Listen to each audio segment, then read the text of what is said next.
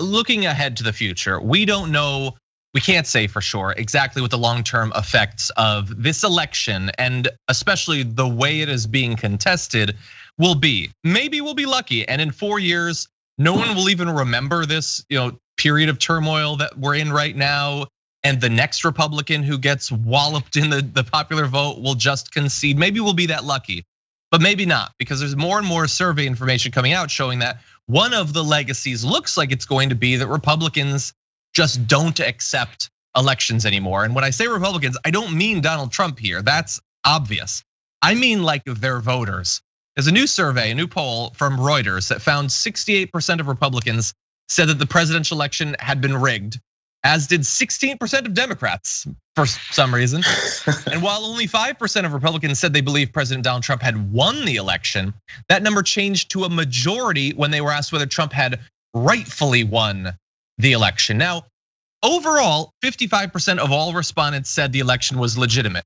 I guess that's the good news, that a very narrow majority of all of America believes this election that Joe Biden crushed Donald Trump in 6 million votes easily in the popular vote by the time we're done counting it, because New York is taking their sweet ass time to do that, let alone the 306 electoral college votes that has been described by people like Donald Trump as landslide, blowout, historic, a huge victory.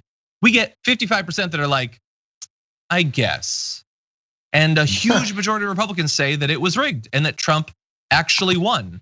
And maybe they'll change their mind. Maybe they'll forget this over time. But right now it looks like it is, as with everything, with every fact, it either makes me comfortable or it's fake news.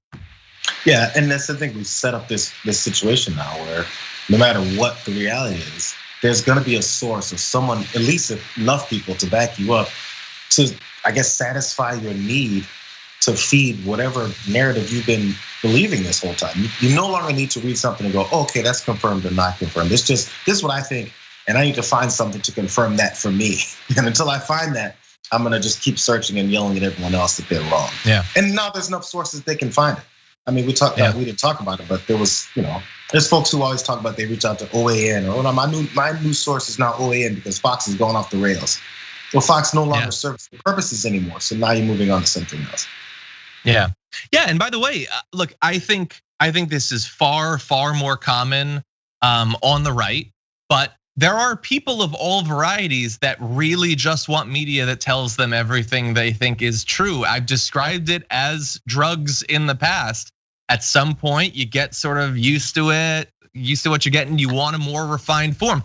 OAN, they're following that business model, the business model of the heroin dealer, I guess. Fox News is 3% impure. Okay, they question Trump 3% of the time when Chris Wallace had a particularly good night's sleep. And you know what? They've found, I guess, their Walter White in this metaphor, and OANN can get to 99.9% purity. And some people are going to chase that purity. Another poll, Monmouth, 77% of Trump voters think Biden won because of fraud.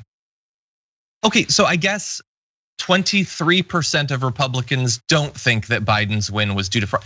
Biden's win, by the way, which I understand, you get to this position by thinking that all polls are 100% wrong and all that, but Joe Biden was literally never losing to Donald Trump in polls from even before he declared his primary run. So to go through like a year and 2/3 of no indication that Trump is leading. Sure, plenty of indications that it might be close, but not that like, well, wait, Trump was winning the whole time and now all of a sudden it flips. There was none of that. And yet almost every single red hatter thinks that this thing was decided due to fraud. Well, they set it up that way.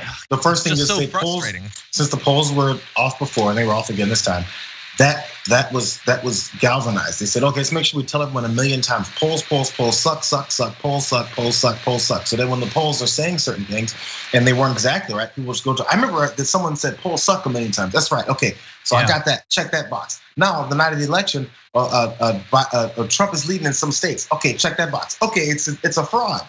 That's all they need. They push these two narratives long enough that people believe those two things, and that's all they need to go with to continue to push this same thought process.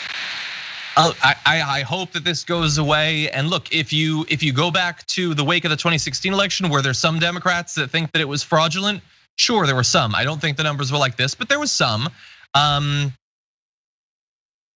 But this is a crazy amount. And the thing is, like, it would be easy to think, everybody's feeling really emotional right now in the wake of the election. It's only been a couple of weeks, but people will calm down at some point.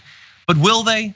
Will they with Fox News? Like, Fox News is gonna acknowledge Joe Biden's legitimacy in a month or two, that Breitbart is gonna suddenly become a little bit more mature. Ben Shapiro is gonna stop being the tiny little hobgoblin that he is.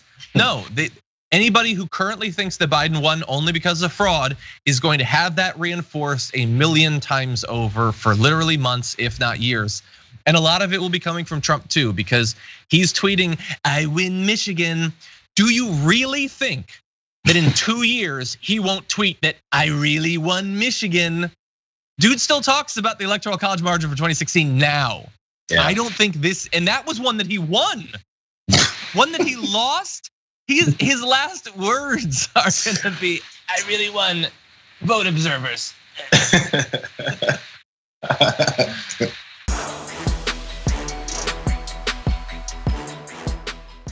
Check out the Damage Report podcast each day, wherever you get your podcasts, whether Pocket Casts or Stitcher or iTunes.